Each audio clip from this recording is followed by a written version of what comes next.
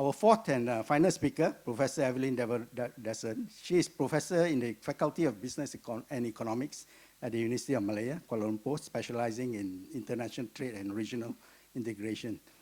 She has previously served as head of the Center for Latin American Studies, as well as Deputy Dean for Research and Development in the Faculty of Economics and Administration.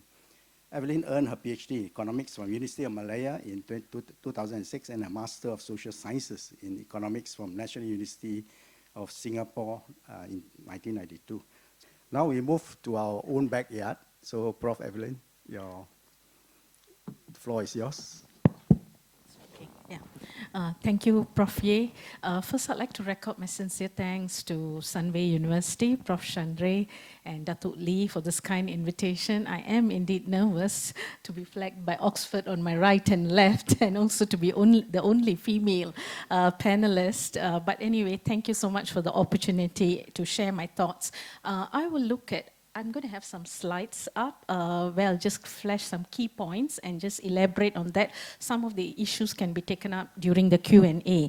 I'm going to look at what are the key fractures in global trade, followed by what's in it for Malaysia with these key fractures or threats to global trade, and what's in it for ASEAN. How should ASEAN position itself? Yeah?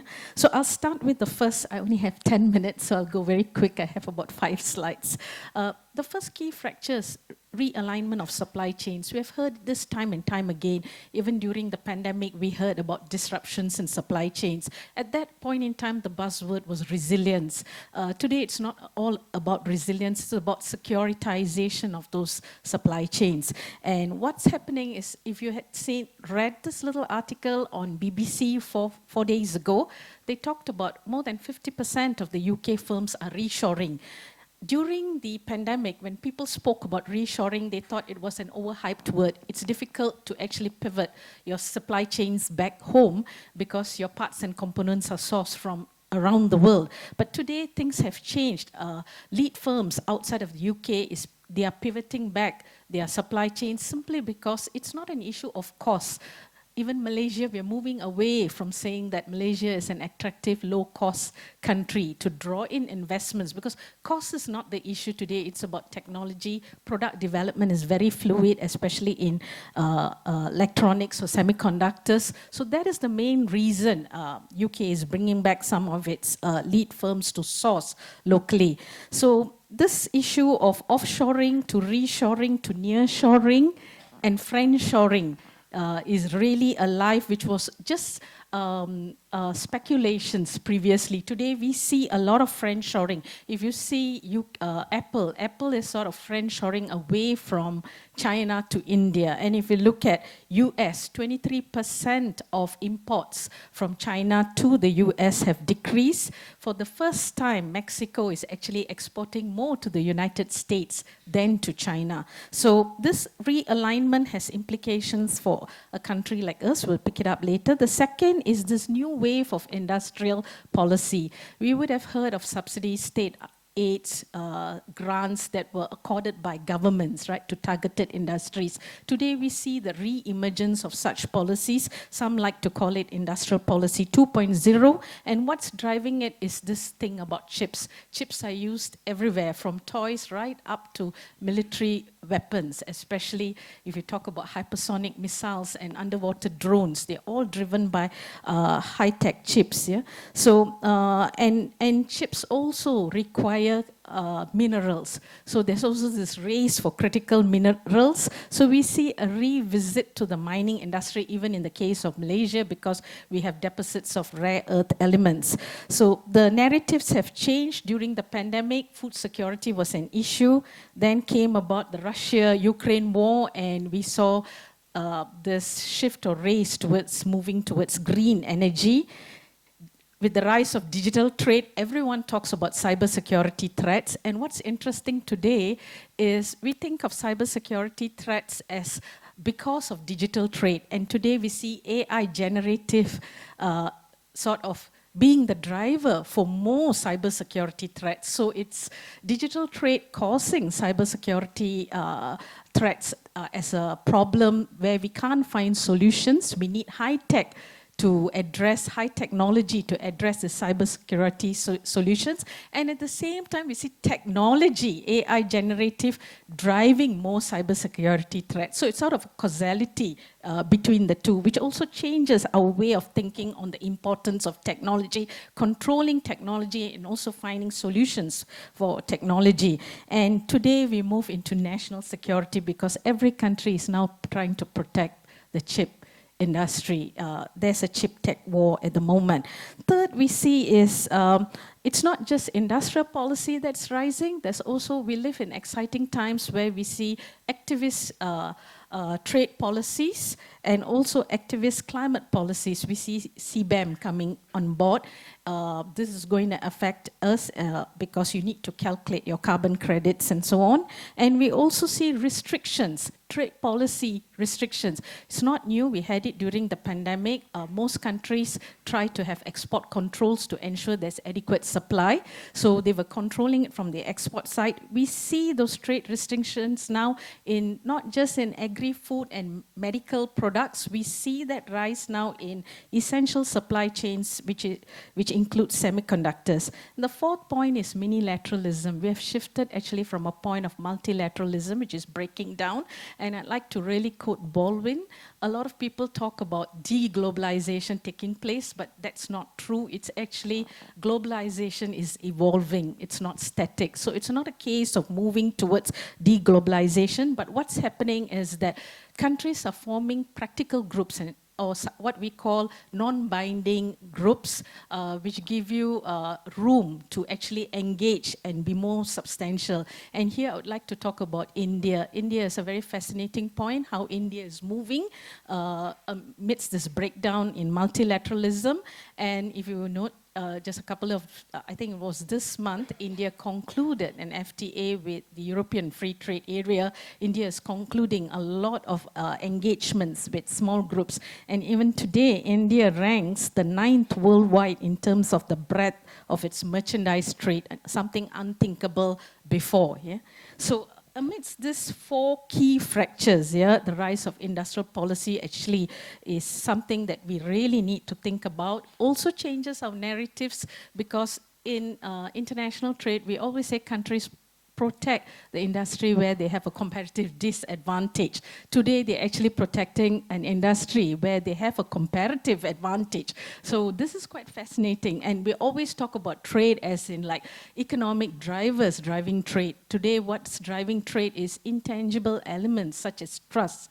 Trust is needed when you go on an online platform. You need user trust. Trust is needed when you form allies and go into ally shoring or friend shoring. Trust is also needed when you want to green your economy because you need, I mean, we just lost the case with the EU on palm oil, yeah, which is a long-standing issue based on traceability.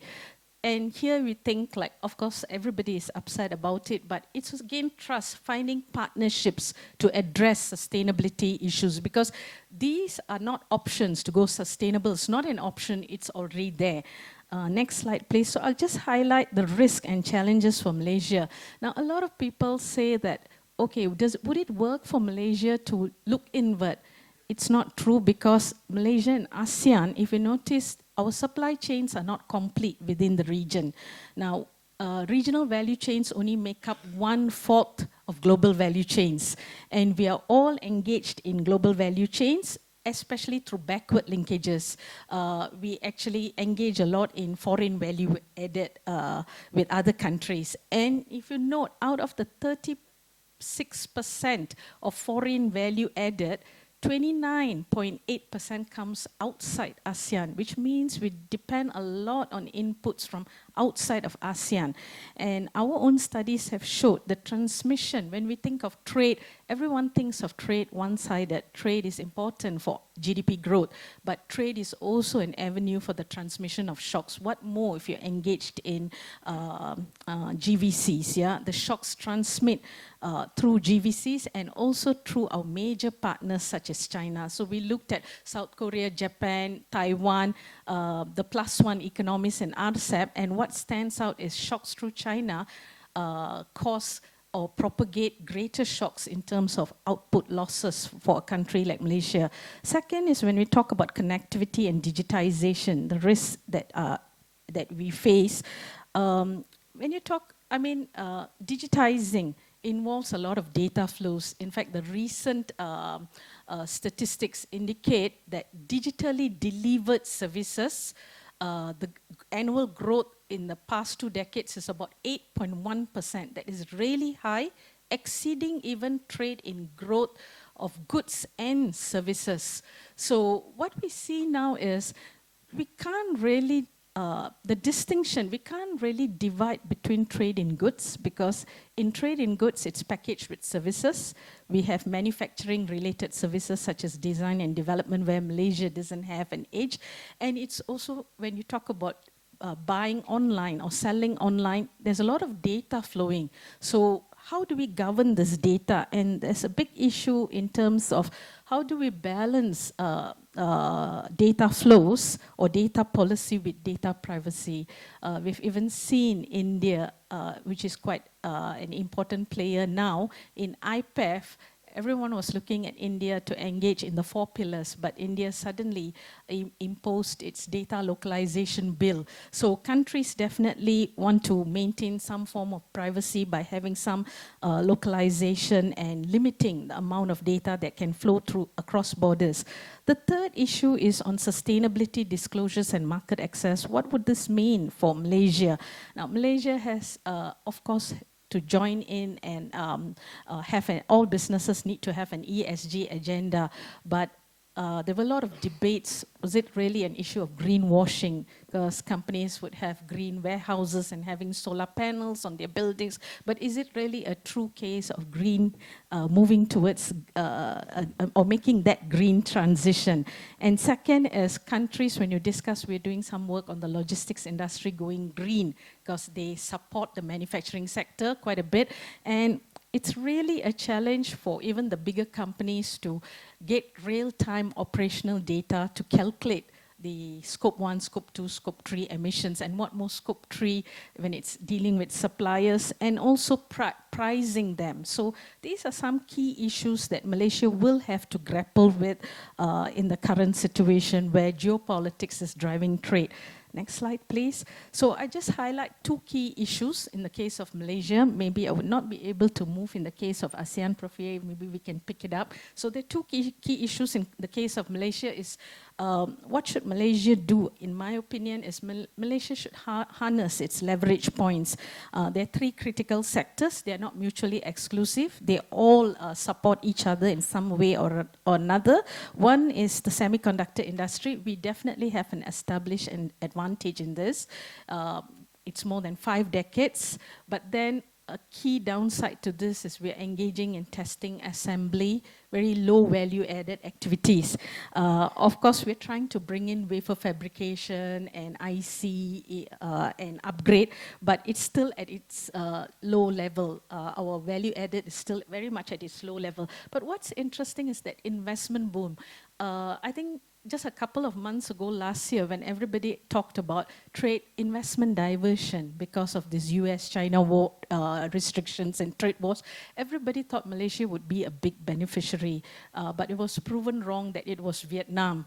Vietnam was having double-digit inflows of investments. But today, we see suddenly what our minister calls a surprising inflow of investments. But one needs to be cautious here, because if you look at Penang, a lot of the investments have flown in.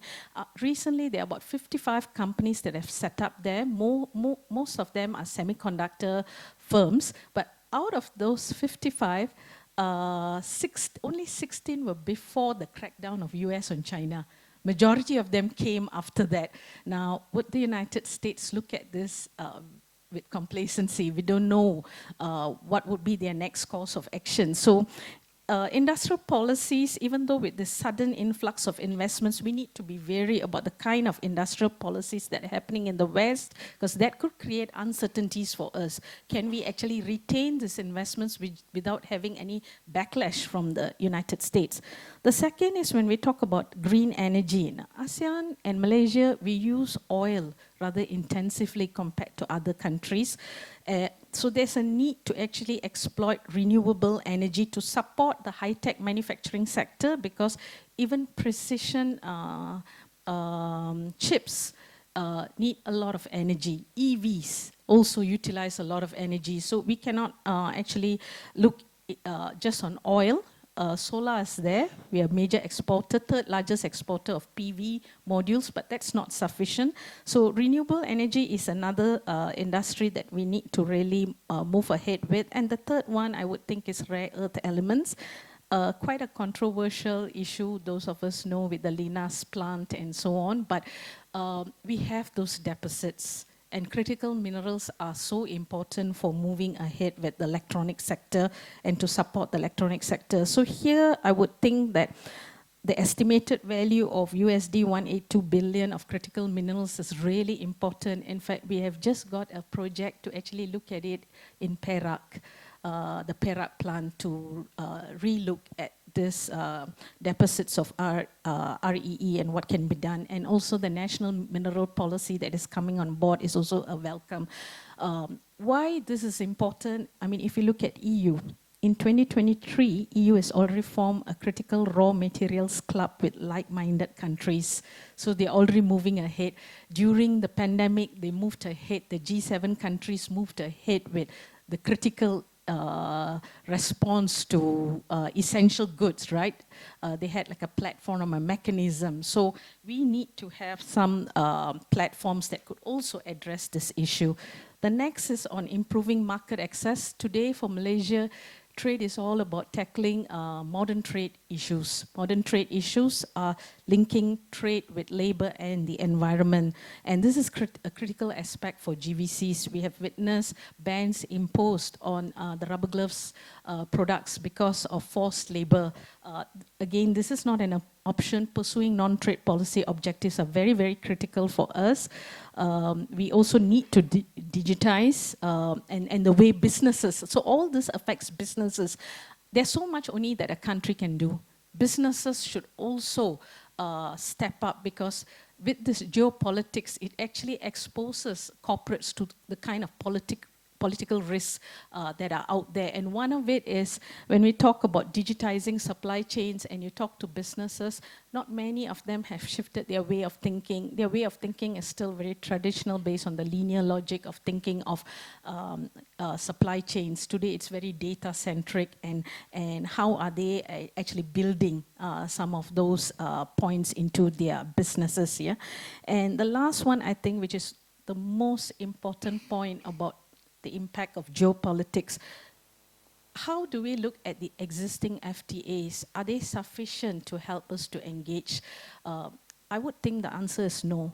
A country like Malaysia needs to leverage and hedge. And one way is to engage in different modalities of cooperation, and a lot has been spoken about this. I mean, would Singapore wait for the other countries in ASEAN? Obviously no, it went ahead and did the first digital economic partnership agreement. Same thing for Malaysia. You may have to engage in less binding kind of groups to discuss specific areas such as digital rules and so on.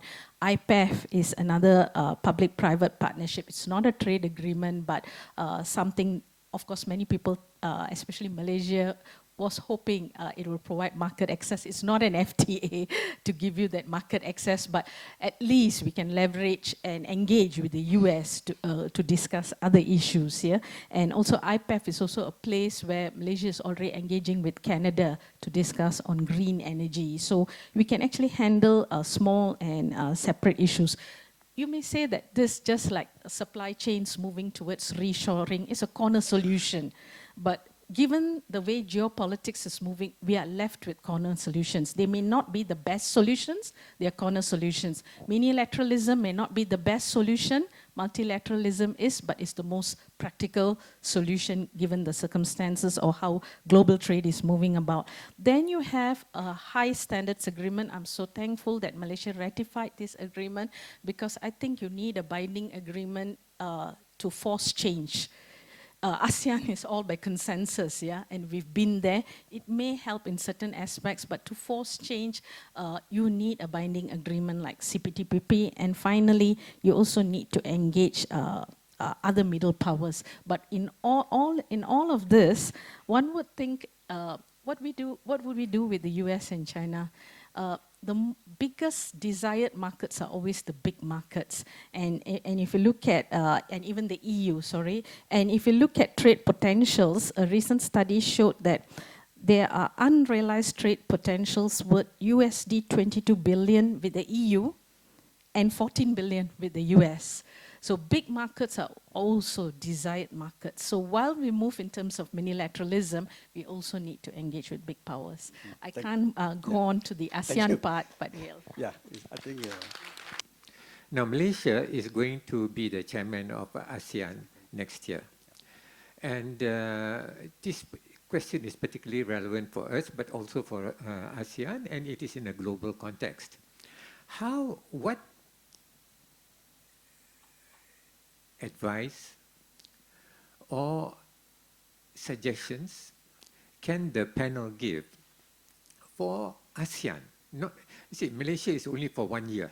We chair for only 1 year. ASEAN goes on, for years and years. So what role can ASEAN, Malaysia play in trying to moderate or pacify or manage the transition from the unipolar to the multipolar, which Professor Cheah, you mentioned, from the rise of the global south and how we can reconcile global south and global north.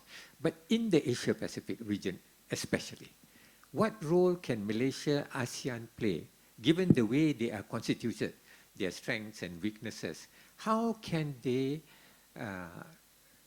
nudge this process along in a more peaceful manner? Thank you. Thank you, Tan Sri. I'm not sure I'm going to say something new, but I think we can't control what's happening outside. And regional integration, I do agree with you, regional integration has been rather stable. We can't move beyond 20-25%, 22 to 25%. But I think what's lacking in ASEAN is loose cooperation, and they need to tighten it. And one sector that I feel that you really need to cooperate in is agri-food, for two reasons. Agri-food, we are engaged a lot in forward linkages, vegetable oils and fats, and that's highly variable to supply shocks compared to backward linkages. The second reason is agri-food is loaded with technical measures, sanitary measures and technical barriers to trade. And if you actually speak to ASEAN businessmen, we did a study for the ASEAN Food and Beverage Alliance, it's more difficult to export to ASEAN than to outside ASEAN because of the disparity in regulations. So it's about regulatory distance. So I think so much work can be done here. I mean, even though there have been so many food mechanisms trying to materialize or sort of streamline standards, they haven't gone that far. They have made some progress, but if you look at the way in which ASEAN reacts when there's a crisis, there's no coordinated response. Every country goes ahead and puts some export controls, though it's permitted by the WTO because it's temporary, but there is no coordinated response from the region. So I feel that's really lacking the region. And if I can just highlight one key point of how EU is moving. When you talk about food, a contaminant on food, a maximum residue, that's NTM, non-tariff measure. It's 822 for health reasons, so tolerance level. But today the tolerance level is not on the residue. Let's take hypothetically an apple. You have pesticides on it. So they are not going to curb or put thresholds on pesticides alone. They are going to put a restriction. Do those pesticides or flowers, if you're exporting, affect pollinators?